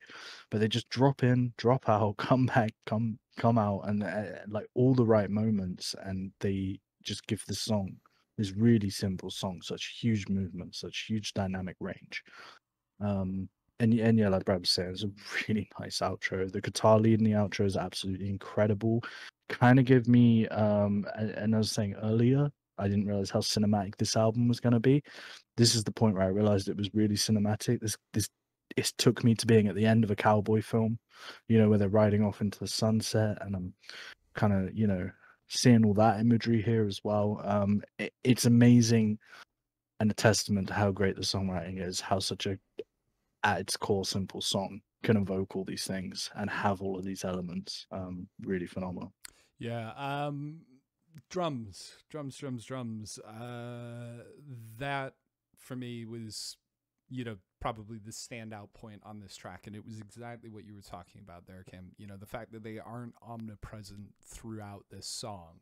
You've got those periods where they are present, so you feel like you have got a real sense of urgency there, thanks to that regimented beat that's pulling you through. But then when they are pulled back, you're just enveloped in the calming wonder of it, and particularly again, Clark's vocals. It's interesting, actually. I mean, I think you both said that the drums are quite present. One thing that I think struck me when I was listening to this song was, it was one of very few places where the drums really kind of stood out to me, and I recognized they were there. I almost had to go back after kind of clocking that thought and listening to the rest, and just like, are there a lot of drums on the rest of this album? It wasn't something I'd really picked up, but I think we've made pretty clear over the last few weeks that we listen to music in slightly different ways. Yeah, song's nice. Manages to remind me of hundreds of other songs pretty much all at once, but I could never really put my finger on like a single example of something that it sounds like. It's almost like this track just reminds me of the concept of nice music, which is great. I like that. That's pretty much the best you can hope for a track, that it's familiar enough that people enjoy it, but it sounds different enough that it's not the same recycled kind of stuff that we've heard a million times before. It reminds you the concept of nice music is a perfect way of summing up what this song is. It reminds you that, your music can still sound like this and be great. And not meant as a backhanded compliment as well. It is, like, structurally it's fairly simple, but it's all built around that really great chord progression, which could come out of the playbook of like a load of different great artists, but the way it kind of works with the melody and everything as well just make it like stand out. And yeah, it's the kind of song, I think, if you try to do this, she's playing like a very risky game throughout this album of like kind of giving homage to all these like absolutely phenomenal and classic artists from what many people still would describe as like the greatest period of music history, especially maybe generations a little bit older than us. So it's very risky to kind of play that game with like giving so much homage, but still kind of managing to pull off like making it sound original and not being like this is a rip-off of this.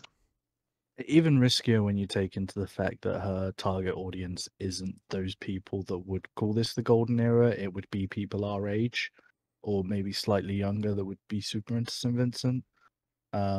So to kind of play that game, and I know that the kind of the 70s is a bit in right now in terms of music. We've had a lot of music this year that would, fit into the 90s or the 70s really comfortably. But to be that on the nose with your influences, rather than kind of giving it any. Well, I mean, there is a modern twist to a lot of this stuff, but it's also very classic in its ways at the same time. So I think that's also a risk that you don't see a lot of artists taking. It's always to update that sound, never to actually just be in that sound. I don't know if that really makes sense, but I think you know. Yeah, it does update it, but it does keep all of the key grounding features of it. I think possibly like one of the most grounding features of that is great songwriting, and that's like the thing that you can't really get away from with it is the really good songwriting on it, and it never feels like a gimmick either. It never feels like we're doing a covers album or we're doing a album that is, yeah. I'm not going to mention Fan Meter again. I'm more than happy if you want to talk about it. That's great. Don't make Matt feel sad. Why would I feel sad? I had fun with that album. You know, I had fun with it. Remind me of great things. Yeah, you know, I think that's the interesting thing. Coming into this, you could come into it without that expectation of, you know, being able to hear those influences and things, but, you know, maybe not be as prepared as we have been tonight to talk about those other periods of music. Probably doesn't help. I mean, you guys can't see it, but I'm staring right at the album cover right now, which very much does evoke a lot of that. But hey, I tell you what, why don't we move back into that period a little bit with My Baby Wants a Baby. Now, we've had a lot of complex lyrics and themes to deal with on this album so far, but I think for me, this song is potentially the pinnacle in that respect, right? I've lost track now of the amount of times that I've interpreted the writing of this song and reevaluated even who the subject of it is, right? The opening line says, my baby loves me like a saint. That calls back to the titular track, Daddy's Home, where Clark refers to her dad briefly as a saint. So, you know, I initially figured it was written from her father's perspective and, you know, maybe very literally about her wanting a baby before recanting on other listens and then circling back. You know, album is quite clearly one that we could go on and on in circles trying to divine a meaning for weeks and weeks.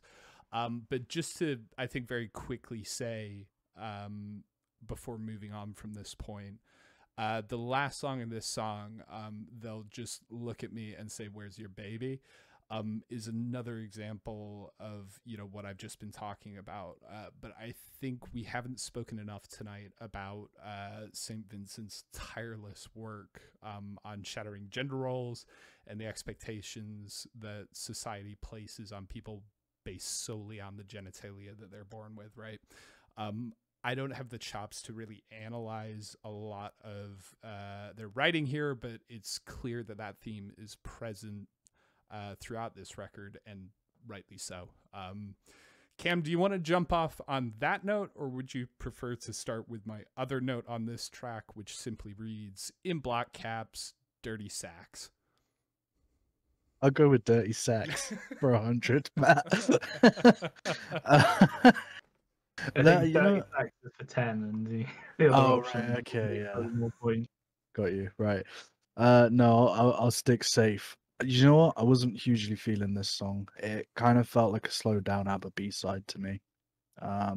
It's relying too heavily on a fairly uninteresting vocal melody, and there's not a lot else happening than that. It's that kind of rock steady bass line, which really isn't doing a lot for me.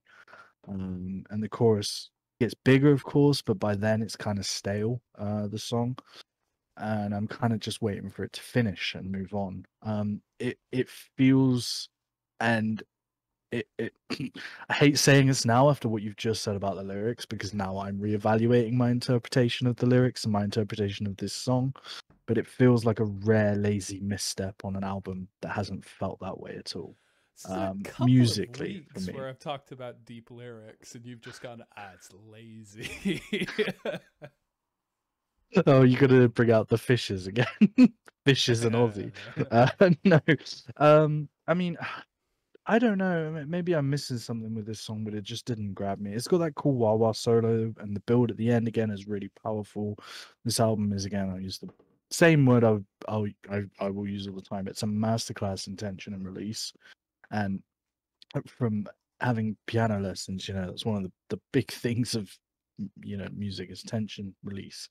And it really, really does a good job of highlighting that kind of thing. I think really my biggest problem is just how long it takes to get to that point where you get any sort of tension and release. Before that, it just feels quite meddling to me. And I actually don't have any notes on Dirty Sax, so I probably lost my 10 points, but there you go. Yeah, I've got nothing for Dirty Sax either. Oh. I've got Satari intro. Ah. That's worth anything. Yeah, 5. Have you got Enter Satari intro? Hey. No. Make it a but thing. Make it a thing. I do manage to draw a very, very tenuous link between this and My Chemical Romance. If you're interested. Please, please. Go. So to start off with the intro, again, it kind of gives me Stevie Wonder vibes. It's like a slowed down, like laid back. The intro just reminded me of, and it took me a while to put my finger on what it reminded me of, but Signed, Sealed, Delivered. I think it might just literally be the sitar sound like coming through so strongly in the intro. It's another example of like the really great instrumentation on this album, that Fat Road sound, the bass, the kind of laid back, understated drums. And it's a typical kind of ballady chord progression. It's a 1-6-2-5, which is kind of everywhere, including My Chemical Romance, I'm Not Okay. And for some reason, every time I listen to this song, all I can hear is the melody for I'm Not Okay. And so I think I've probably glossed over some of the other bits. I'm going to have to go back and listen to that. Stuck in my head. Rather Brad, than trusting me, I think I'm going to trust you on that one, Brad. Yeah. Can you just clarify for me? Because you've mentioned it a few times. What exactly do you mean by Rhodes? Fender Rhodes, it's a type of electric piano, very, very popular in the 60s and 70s. Kind of like a Hammond sort of vibe. Similar, yeah. I actually have one on my keyboard right now, and if I could play it, I would. But I don't think I have any way of getting the audio into the stream. But I'll show you after. And yeah, it's a classic sound. You'll recognize it straight away. But Fender Rhodes piano, electric piano. Yeah, Cam, you talked about that build to the end. It's lovely. I'm gonna make a reference to another band that we probably weren't expecting tonight. But I will say off the top, it wouldn't be an album stream without me making an incredibly undeserving, reductive comment about a considered piece of artistic work. So here goes. I can't snap my mind out of going to the South Park episode about the Jonas Brothers every single time on the "My baby wants a baby" line. That delivery is almost 1-for-1. Baby! Like 1-for-1. I could hear it, and I hate that. I could hear it. You just ruined this. Oh, man, I didn't like this song that much anyway, but it's definitely further down in the pecking order for me now. Now you've got that and My Chemical Romance. Both are going to ruin this song for anyone who watches the stream. And yet, weirdly, this song doesn't sound like either of those things to me. And folks, this is what you come to Ballpark Music for. The hottest takes you will not get anywhere else. St. Vincent, My Chemical Romance, Jonas Brothers, boop, boop, boop. So you get the Venn diagram with St. Vincent in the middle of the Jonas Brothers, My Chemical Romance, and what, Stevie Wonder at the bottom? It's in there somewhere, definitely. Yeah. Well, that means there's a crossover between Stevie Wonder and My Chemical Romance on the side as well. That's a good Venn diagram. They've got a lot of piano-driven songs. I think you could make that comparison relatively easily. But hey, that's a future project right there. That's a future project. For the moment, let's move on to At the Holiday Party. And another song which I feel like reminds me in a very positive way of many others that I have heard throughout my life, without being able to put a finger on a single concrete example. Either of you guys got anything that springs to mind very immediately? No, nothing that sprung to mind. Sorry about this this song in terms of influences. But I did just want to shout out the fact that someone was mentioning Jewel in 2021. Yeah, boy. That was a bit of a highlight for me. Obviously working in the vaping industry, it's not too often that your industry gets a shout out in music. So thank you, Annie, for that. But That meant a lot to me. she's done it in a very 2021 way, and made that hot reference to Jewel existing in a pharmacy of a purse next to pills and speed, right? So not a shining reference. I think in terms of vaping references in music, and yes, you've seen all of us chugging on a vape at varying points throughout the last 10 weeks. But it's one of the better ones that you get in music, because it's not super like overplayed, I guess, and also not maybe talking about candy floss and things like that. But You're also not going to see the St Vincent WHO hookup anytime soon. Let's let Brad talk about something we could go horribly off piste here. How long are we going to talk about vaping for a start? Yeti. But yeah. No, sorry, go ahead. What does this intro remind me of? That first kind of line, it's like it's some kind of modern pop song, and I can't put my finger on it, but it really, really strongly reminds me of it. Again, without being able to like draw a direct comparison. It's another kind of classic R&B chord progression. Great start with that vocal acoustic guitar, but yeah, I was really hoping one of you would know what the song it reminds me of is. If you're in chat, if you're out there, if you've listened to At the Holiday Party and you know what this song is that Brad and I cannot put our fingers on, please help us out. Equally, if you're in the YouTube comments, we'll be checking in on those all week. The things I noticed with this kind of started off with a double verse, which is a little bit unusual in pop music these days. I find you want to get, I mean, God knows, you kind of see it when you're submitting your music to blogs and articles and things like that. Like, make sure you get to your chorus within 20 seconds or 30 seconds. So to hear a kind of double verse is quite unusual, and I quite enjoyed it because there is more to music, believe it or not, people out there, than a chorus. So that was quite nice. Again, it's slow, it's sparse. You could kind of be forgiven for not noticing any other instruments other than the drums and vocals. I get that they're in the background, they're in the periphery, they're coming through, but really that's what the two main things are. And until that kind of horn section comes in, and makes for a nice change of pace, it's kind of, again, it's middling, but those horns really make this track kind of lift it in a way that the last track wasn't so much being lifted. And I love that kind of huge orchestral percussion out of nowhere.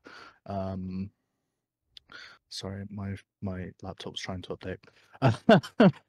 Yeah, there's that huge orchestral percussion kind of out of nowhere, and again the backing vocals slowly building in volume towards the end of this song. It's just really cool use of them, really cool use of intensity building. Just absolutely phenomenal sort of build and release. And again, this feels like the cinematic close of the movie. Now, I talked about in the last couple of tracks, we're kind of getting more cinematic, but this really feels like the closer. Even though obviously it's not the last song on the album, but it felt like the close of a movie to me. Yeah. Earlier, I also want to shout out those. It's all yours. I also want to shout out those horn parts. Phenomenal, those horn parts, particularly those swells. It sounds so good. Doesn't sound like a vintage kind of take on it. It sounds like a fairly modern take on it, like sound wise. They're super clear, they're super like up front. Yeah, like stunning like horn parts on this track. Absolutely. Thank you.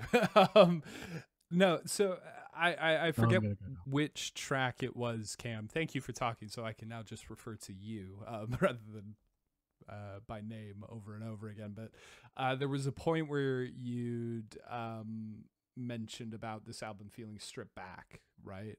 And I think it's so strange, but equal parts impressive to refer to a song that has, as you say, that full instrumental accompaniment, including that horn section, as stripped back. But I think I felt it there, and like you said, you can very easily just get drawn into the vocals, you can get drawn into the drums.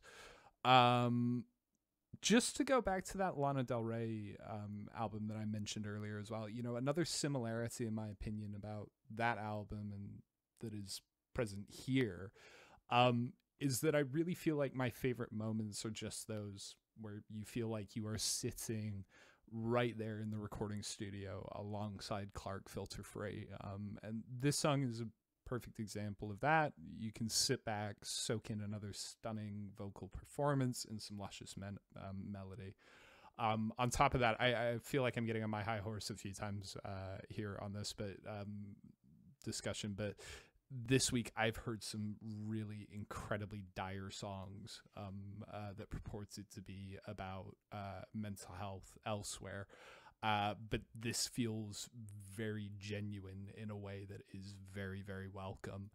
But yeah, and then Jewel references after that.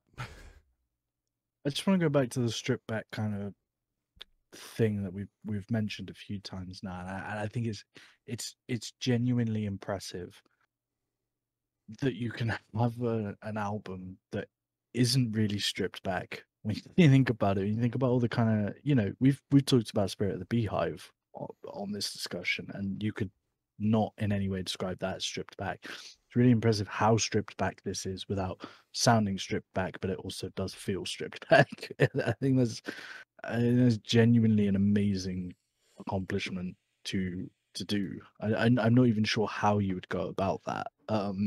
Obviously these guys know. Yeah, maybe, but I mean, these guys obviously know how to do it and they're pros, but there is just something to be said for that, like how often there is only 3 instruments playing, but how huge it sounds and how full it always is. I think that is like a testament to the musicianship on this album in general. It's got such a solid like core. The bass, drums, keys, guitars, all super solid, so solid that kind of give you the license to throw in guitar or throw in some synths, and you've got those like astonishing backing vocals that we've all been kind of in awe of. I think it's just such a solid foundation to build on that you can start to add in some of like the crazier elements that she does go for, and it just all like gels perfectly around that like core section of it. Without ever feeling overwhelming, though. I think that's the big takeaway from that, because you can talk about throwing them in, but they never feel like they're taking over the song. And maybe that's what you're saying about the solid core, but that's the thing that I find most impressive when you try and add those elements into your own music. When I'm writing or whatever, I'll often find that, well, hold on, that crazy synth there, maybe it's a production thing. I don't mind saying that I'm probably not as good at music production as Jack Antonoff. They never feel overwhelming, and I think that's a really difficult thing to achieve, even with a really, really solid core of music. Yeah, I think it's as much a songwriting thing as a production thing. Like every part would make sense on its own. Like you could take any part in isolation, even from the kind of crazy bits, and it would make some kind of musical sense on its own. The only time it kind of was overwhelming was the first track, which makes you think it was deliberate. Because I listened to the first track and I was like, wow, this is going to be an intense one to write. Kind of like however many pages of notes I've written about it, But yeah, apart from then, you're right. It doesn't sound overwhelming. It seems to fit together perfectly, and I think a lot of that is to do with like, yes, you've got some kind of mad instrumentation coming in places. You've got like things like stabbing, things like coming in for a second and then disappearing again, but they're all like simple parts that just add to like the greater whole. They add to the song. I know that we're dwelling on this just a little bit here, so maybe we'll keep our answers just short at this point. But just sticking on this theme of stripped back but huge, right? We've had 2 weeks in a row where we have listened to albums that have been designed quite clearly. I mean, designed. Sorry, that. Probably not the right term there, but written and produced in a way that it's just like, this is ready for a stadium, this is ready for an arena, right? Cam, let's take St. Vincent's profile out of this. Let's take all the Grammys away from it. Let's take all of the mainstream acclaim away from this and everything as well, right? But where do you feel like, what type of venue does this album sit in? That's a really difficult one because I think there's a multitude of venues this is in. I made reference earlier to the kind of jazz club where you sat around a table with a velvet throw over it and a little lamp. It would be quite at home in that setting. I've not been in that setting too often. Maybe Brad has with his jazz situations, but I feel like it would probably be most at home for me in one of those. But the size and the kind of artistry and the general fullness of the music probably would work in a larger setting. I don't know if I could really call it arena music or anything like that. I imagine that's the size of venue she probably would play, but I'm not sure if it would be at its best in that kind of setting. And that's not to the detriment of this music, because personally I prefer smaller venues, but I just feel like this is more at home in that kind of setting. It's impressive. I think something has been written that I think, as you say, could so easily straddle both that smaller setting, which as you say, I think music is best enjoyed in those intimate settings in most cases, but equally you could see this on a headline sellout tour, whatever, and a lot of this music would still probably fit in those places quite well. Probably best pitched at, say, like an Academy level venue, right? Something like that for best of both worlds. Right. So we're on to Candy Darling. Essentially our closer on this album, if you disregard the interlude, which comes after it. Brad, I think you and I will have a very quick chat about whether we're going to disregard that interlude afterwards when we get to it. Cam, I know that you already have disregarded it. So in that case, do you want to take us home here? Yeah, the last song was the closer, and this kind of felt like post-credits to me. I don't know if anyone else got that vibe. It's very, very smooth. Gorgeous vocal. Again, there's backing vocals are absolutely world class, just dropping in and out at the perfect moments. There's so much movement and energy created between what drops in and out on this album, like we discussed before, and it's again present here. And it's especially important as much of the time. It feels very slow, and I think it would be very hard to listen to without those kind of dynamic elements. And I said right at the start, I think the dynamic elements on this album are the MVP, and that carries through right to the very last track. Nice closer, not the best song on the album, but it suits nicely and it feels very post-credits to me. Yeah, I think we've spoken a couple of times about being like disappointed with final tracks, and I can see how you could feel that way about this song, but in the context of the album, I think it works a lot better. It's not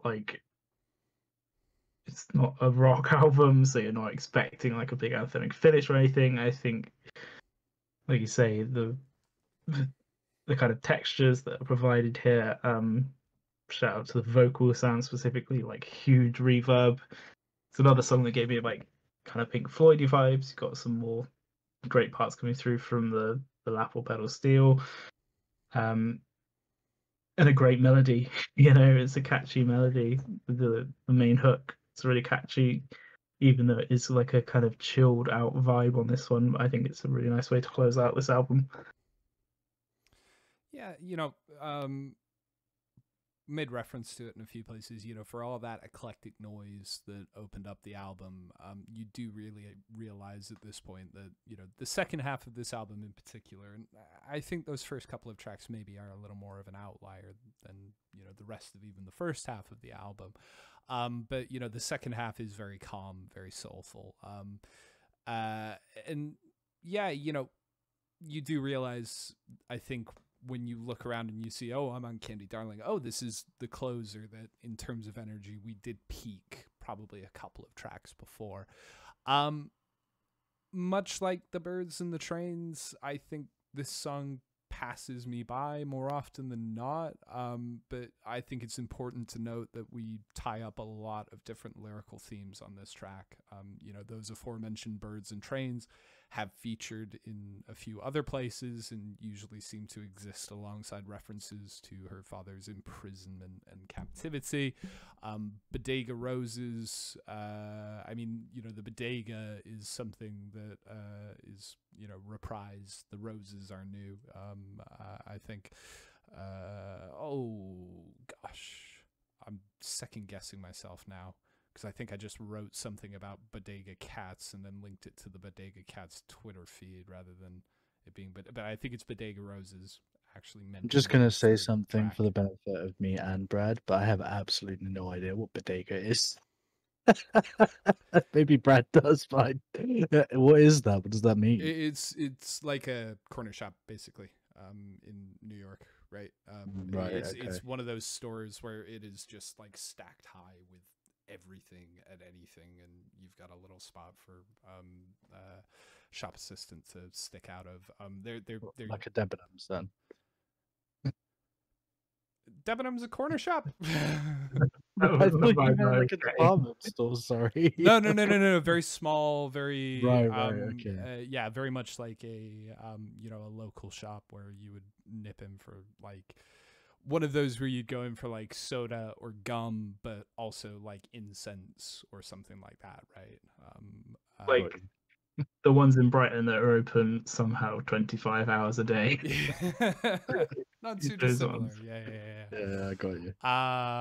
But yeah, so yeah, you know, all of those themes are getting reprisals. It's nice, it's pleasant.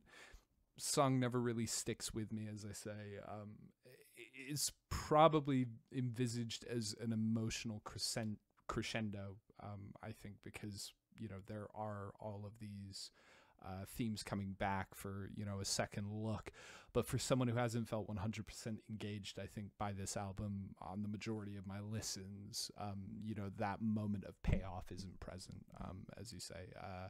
But, you know, that's likely not something I think I can put on the artist in this instance. Wow, you're much more tactful when you don't like something than...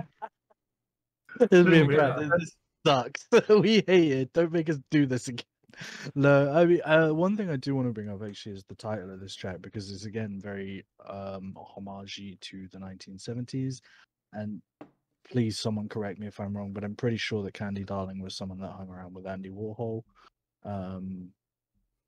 Was a known trans person at the time, and obviously that was a lot more difficult than it is today. So I think there's kind of like a whole imagery thing there going on as well, but I'm not entirely sure what it is because I'm not 100% in the know about the backstory of that kind of thing. But again, this is another reason why I felt this album would be much more Velvet Underground than it was, because I think Candy Darling is one of the people that's referenced in Walk on the Wild Side, classic Lou Reed track. So I was kind of expecting a bit more of that when I saw the title of this song. I never really got that. Yeah, I kind of feel like it passed me by too, but I think it's meant to. It definitely feels just like kind of the last track was the closer and this was post credits. Do you know what I mean? Not so much. And my sticking point, I think, is, as I say, you know, all of these themes coming back for another go around, and a lot of the times they're just like very lightly altered, or they're put in place in a slightly different context, right? So I really think that there's supposed to be some payoff here. There's supposed to be some emotional payoff. You wouldn't go back and, you know, It's like Marvel don't just play another scene from the movie in their post-credit scene, right? They set something up, they finish off some obscure plot line or something like that, right? And speaking as somebody who had to clean lots of cinemas in the year that I worked at a movie theater, fuck those guys. They've ruined every cinema worker's life forever for bullshit. But anyway, getting distracted here, getting on my high horse once again. But you know, it's clearly very considered. It's not like an addendum for the sake of it. And as I say, you wouldn't just start reprising all of these themes, I think, for the sake of it, without wanting to close something off here. I almost felt like it was more of a montage to close out with. Do you know? You know the type of 70s movie where you'd get Dave was doing this at the end of it, and like Stevie died 2 years later. I kind of felt like it was that kind of track where it was like calling back to those moments and was just kind of closing off in that way. I think you can look at the length of this track compared to the length of every other track to kind of get where that's coming from. I don't know, maybe I'm on my own head. But the looks of your two faces, I'm definitely on my own head. Just trying to think of any movie with that kind of montage at the end. Yeah, right. So the only one I can think of, right, it's not a movie, it's a Blink-182 video.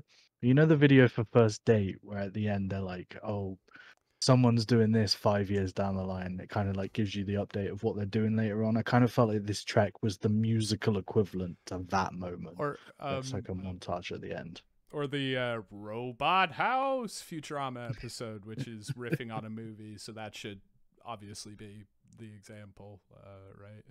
One of the best episodes of Futurama. Yeah. Yeah. Futurama, St Vincent Venn diagram coming up. Stevie Wonder somewhere in the distance. Fortnite. I'm sure he's been ahead on Futurama before. Okay, so as mentioned, after our closer not closer, we head on to our final humming interlude. Brad, have you got anything down here? Because I don't want to put you on the spot, but I don't. So just a slight mild sense of confusion with the interludes. I think maybe I was like looking for something that's just not there, or maybe I have totally missed something, but yeah, like I said, I was definitely looking for some kind of secret reveal in these three humming interludes, but nothing that I found particularly. Hey, there you go. Probably another reason that the last song wasn't post credits, because we do actually get our post credits moment after No. This is the post credits, you know, Marvel style. This is the Thanos reveal. Yeah. This is what Brad's missing. Shawarma. It was shawarma in that movie. I know too much about those, and I really don't enjoy them, and not just because of what they did to professionals. Anyway, let's move on to professionals, the guys that clean the popcorn. I wouldn't denigrate retail workers. I'm not saying all retail workers. I'm just saying those specifically that work at cinemas. How often do you go to the movie theater? I haven't been for years. Okay, no, fair enough. But you know, next time nobody has. Well, it's I mean, it's been a year, but you know, yeah. Next time you go and you put your drink in the cup holder, you don't get your butt covered in popcorn. Think about who made it that way, especially considering some of the shit that's around it. Let's move on to our sum up discussion. I was just going off at you, mate. Not all cinema workers, just you in particular. Yeah, that's fine. Yeah. Cam, why don't you get us going on our sum up discussion here? I really, really love this album. I think it's a masterclass in songwriting. I didn't really vibe with it at first, but I thought I could hear the artistry at first, but it didn't really grab me. Having said that, doesn't go into my rotation. I don't think it ever grabbed me enough to be something I would regularly grab for and listen to. I think there are moments, if we're talking playlist-wise, where I definitely want to put some songs in an end-of-year playlist kind of deal. But I don't think it's as catchy as, say, Marry Me, which is a St Vincent album I quite enjoy. I will definitely go back to it from a learning perspective. I think there's so much you can learn from this album, as a songwriter, as a producer, as just a fan of music. Like we've talked about so many great things here that bring up classic technique, classic things in a kind of modern album. So I can always go back to it for that. In terms of just sitting down to listen to, I'm not sure.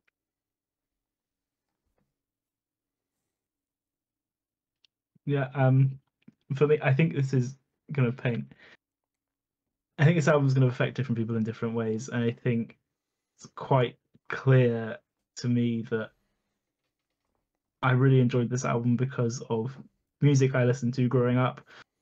I was very much exposed to that like kind of 60s and 70s like soul R&B growing up, and so this resonates with me particularly well. There are elements to it I don't like, definitely. I think sometimes the vocal effects throughout can be a bit jarring and a bit too much, and don't necessarily add to it. I don't think they're quite distracting enough to really take away from like what is a really good core of great musicianship, good harmony, good songwriting, great sound. I would assume this is not recorded analog. I would assume that there's a good portion of digital stuff in here. And it's one of those ones that you can kind of point to and say, you can't really say that digital sounds worse than analog because this sounds fantastic. Like, yeah, great sound. And like I said, great songwriting. Small caveats would be effects on the vocals sometimes and possibly pacing towards the very end of it a little bit. I think Down was such a strong song for me just because of like the kind of groove, and then that kind of tapered off after that. And where was the secret message in the interlude? That's the only other thing. Does it go into your rotation though? That's the big question. I think so. I think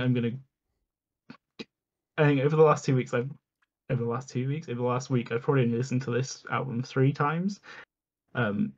And I think I really, really want to give it another listen pretty much immediately. I think Down will go straight into the rotation, definitely, without a doubt. But I think the whole thing is due another couple of listens through. Yeah, I think it's Down and Dreams for me. They definitely straight away go into rotation, and I think with time more could go in, but I'm not really sure. Oh, and we are all going to listen to Us and Them by Pink Floyd after this, immediately after this. Yeah, I actually listened to Soundgarden this week, so Pink Floyd's my next week homework. Brad, I was smiling. I think it was when we were talking about the second track, right? And you mentioned the R&B sound there, and you know how much you love that. And I think at that point, right there, I just went, yeah, I think Brad liked this album, and saw this coming here. For me, I wasn't sure what to expect from St. Vincent's music coming into this album, and coming away from a week with it, I'm still not entirely sure what I expect from St. Vincent's music, I suppose. There's been a lot of ground covered, but the question I found myself asking so regularly is whether I really like it, right? I think it's good music. You've both said it. Clark is quite clearly a ridiculously talented musician, writer, composer, vocalist, and it's right that she's entrenched in a lot of the conversations that her music is part of at this point. I'm just not sure it's for me. I mentioned Lana Del Rey at length when we were talking about The Melting of the Sun, and a couple of other places too. But, aside from that song and a couple of other places on this album, and the fact that, those are both strong, talented women steeped in New York, you can't draw a great deal of musical comparisons between the two. But I come away with this feeling much the same as I did when I came away from, that album that we discussed a couple of months ago. I respect the music. I very much respect the hustle. Honestly, it's just not hitting the right notes for me. There's moments where I really feel something like The Melting of the Sun, or when we've got gorgeous swelling backing vocals lifting everything up to dizzying heights. they're just too few and often hidden away behind something that I need to parse out. And, you know, as I've just mentioned as well, I feel like I miss out on the real crescendo moments of this album as a result. Probably another example of an album that needs more than a week to really make an impact. I'm not sure I heard enough on Daddy's Home that would make that wait worthwhile for myself personally and my tastes. I can't say it would end up in my rotation, but, you know, again, very, very well put together composition. My suggestion would be, because St Vincent seems to me to be one of these artists from what I've listened to that reinvents herself pretty much every album. This album doesn't sound anything like Marry Me. It doesn't sound anything like Mass Seduction. And obviously there's 4 or 5 other ones that I haven't really given much time to. I think it's definitely worth, if you didn't really vibe to this one, maybe check out another one, see if there's something more to your taste. Because I certainly think you'll like Marry Me more. It's more kind of indie rock-ish, I suppose. There's still some odd elements in there, but yeah, it's more of that style. It's one of those. I don't think Daddy's Home is going to be for everyone. I think there are going to be some people that really love it, maybe some St Vincent stands that will declare it the best album of all time. But I think unless you're really super into you know, the music that Brad's mentioned, the R&B from the 60s and 70s, this is probably going to be a hard one to love.